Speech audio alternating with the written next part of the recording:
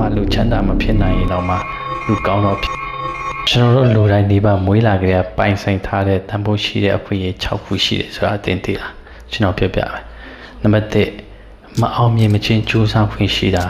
ဒါဟာတန်ဖိုးရှိတဲ့အခွင့်အရေးတစ်ခုဖြစ်ပါတယ်နံပါတ်2ကိုယ်တိုင်ထိန်းချုပ်လို့မရတဲ့အရာတွေရှိသလိုကိုယ်တိုင်ထိန်းချုပ်လို့ရတဲ့အရာတွေရှိနေခြင်းကလည်းအခွင့်အရေးတစ်ခုဖြစ်ပါတယ်အကောင်းဆုံးအသုံးချတတ်ဖို့ပဲလိုတာပါနံပါတ်3တင်ယူခြင်းစိတ်ရှိတဲ့သူတွေအတွက်ပညာဆိုတဲ့တခါအသက်အရွယ်အခန့်အသတ်မရှိဖွင့်ထားပေးခြင်းကလည်းအခွင့်အရေးတစ်ခုဖြစ်ပါတယ်နံပါတ်4ဘယ်အလုံးဆိုဘယ်နေဘယ်မှာပဲဖြစ်ဖြစ်စူးစမ်းခွင့်ရှိနေခြင်းကအခွင့်အရေးတစ်ခုဖြစ်ပါတယ်နံပါတ်5ကိုရထားတဲ့အချိန်24နာရီကိုကိုယ်တိုင်စိတ်ကြိုက်စီမံခန့်ခွဲနိုင်ခြင်းကလည်းအခွင့်အရေးတစ်ခုဖြစ်ပါတယ်နံပါတ်6လောကမှာလူချမ်းသာမဖြစ်နိုင်ရင်တော့မှလူကောင်းတော့ဖြစ်ခွင့်ရှိနေခြင်းကလည်းအခွင့်အရေးတစ်ခုဖြစ်ပါတယ်ဒီအခွင့်အရေး6ခုဟာဆိုရင်လူတိုင်းနေပါမွေးလာကြတဲ့